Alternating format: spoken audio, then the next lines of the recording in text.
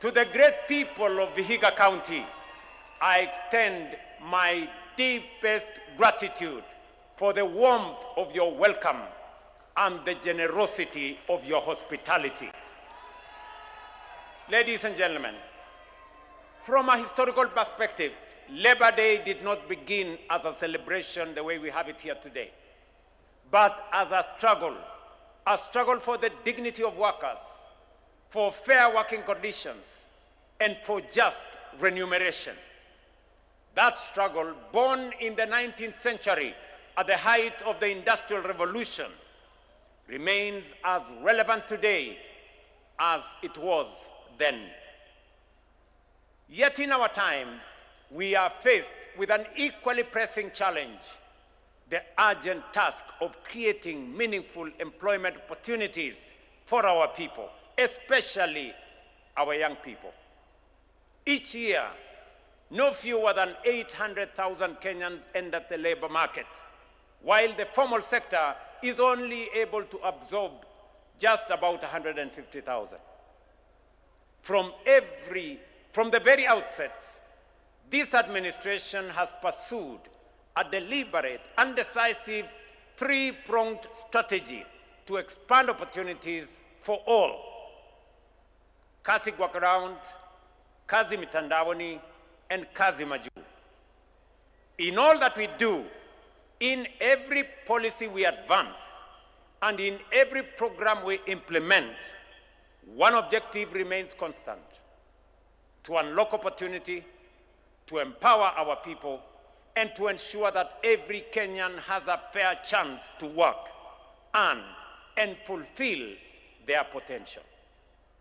Through targeted support for micro, small, and medium enterprises, the affordable housing program, the expansion of the digital economy, strategic investments in agriculture and value addition, strengthened education and skills training, the facilitation of overseas employment, and sustained infrastructure development, we are systematically laying the foundation for job creation and inclusive growth. Ladies and gentlemen, inclusive growth and opportunity are anchored in the strength of our economy. The true measure of resilience is not found in a single statistic, but in the soundness of its fundamentals and the confidence it inspires. By every meaningful indicator, Kenya's economy is steady, robust, and resilient. Our GDP growth has held firm above 4.6%, even in the face of global uncertainty and internal disruption.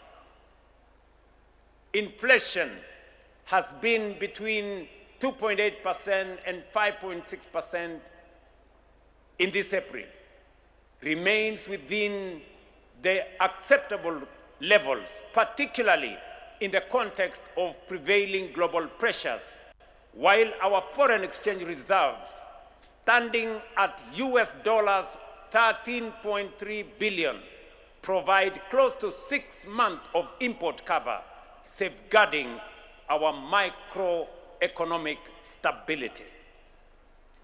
The Kenya shilling has stabilized at Kenya shillings 129 to the dollar for over 2.5 years, reflecting renewed market confidence in our country.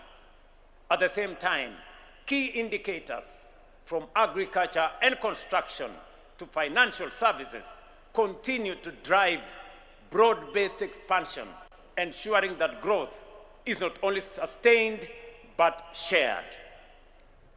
Sustained inflows from diaspora remittances, alongside continued investor confidence, further affirm that Kenya remains a trusted, competitive, and forward-looking destination.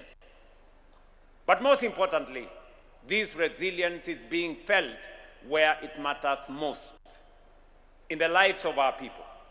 Across the country, jobs are being created in their thousands, a clear testament to the capacity of our economy to absorb labor and expand opportunity. It is for this reason that I commend the Central Organization of Trade Union for the choice of this year's Labor Day theme, and I quote, "We support the Northern Link, accelerating trade through the Rironi-Malaba highway transformation," end of quote. The theme reflects a clear alignment with the government's strategic focus on infrastructure as a key driver of economic transformation, regional integration, and job creation. The Rironi-Mau Summit Road is not merely transforming infrastructure. It is reshaping livelihoods. As a vital corridor, it strengthens regional connectivity, streamlines the movements of goods and people, and unlocks new economic opportunities across our nation. Western Kenya is a major beneficiary of this road expansion. The traffic nightmare that has long confronted those traveling to this region during peak periods will soon be a thing of the past, replaced by smoother, faster, and more reliable connectivity. This will happen as soon as next year. Along the route, this road is unlocking employment for contractors, suppliers, and communities while opening doors for trade, tourism, and investment. At least 10,000 new jobs will be created through this project alone. Additionally, we recently launched the extension of the standard gauge railway from Naivasha to Kisumu and finally to Malaba, a 262 corridor that will connect the industrial hub of Nairobi to the rich agricultural heartlands of Western Rift Valley region, including Narok, Kericho, Nyamira, Kisumu, Vihiga, and Busia. We have also broken ground, as you all know, on the 107-kilometer Kisumu-Malaba section of the SGR, completing nearly 1,000 kilometers rail corridor from Mombasa to Malaba and establishing a critical link to the Malaba-Kampala line. Along this corridor, from Mombasa to Malaba, we will establish the development of industrial parks, logistics hubs, and commercial centers. And let me speak while I am here in Vihiga, that your request that we have a modern transport station here in Vihiga, right here in Luanda, is already in the construction stage, and we have the plan for it. We are going to commit 250 million to do a modern railway station in Luanda, and we are going to add a transport logistics hub right there in Luanda. We will do the same in Nyamira, as I announced, because this railway is not just a transport corridor. It is an economic raising hub. The expansion of the Rironi-Mau Summit Road, which will ultimately extend to Malaba border, together with the onward extension of the SGR to Malaba, represents a new generation of future-shaping infrastructure. These are not just transport projects. They are strategic national investments designed to unlock the full economic potential of our regions and connect Kenya more deeply to the East African corridor. Na wacha niseme, ndugu zangu, watu wa hapa Vihiga na Western Kenya,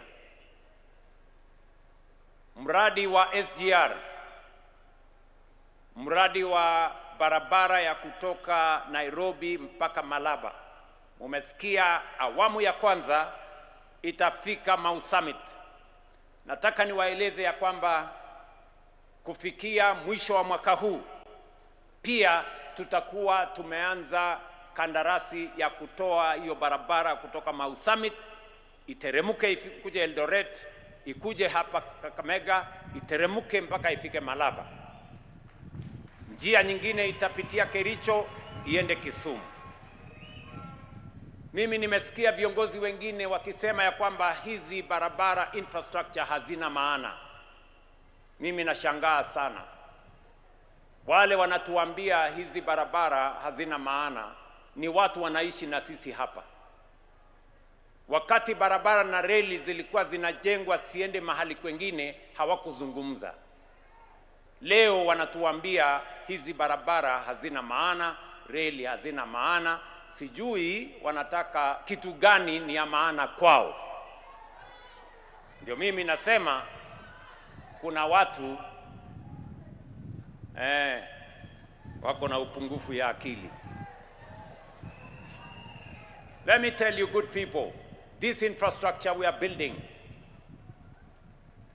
their greatest impact will be felt in the lives of ordinary Kenyans.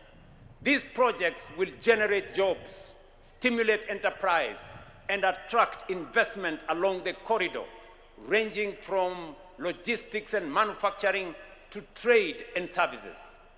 They will create new centers of growth, expand incomes, and lay the foundation for shared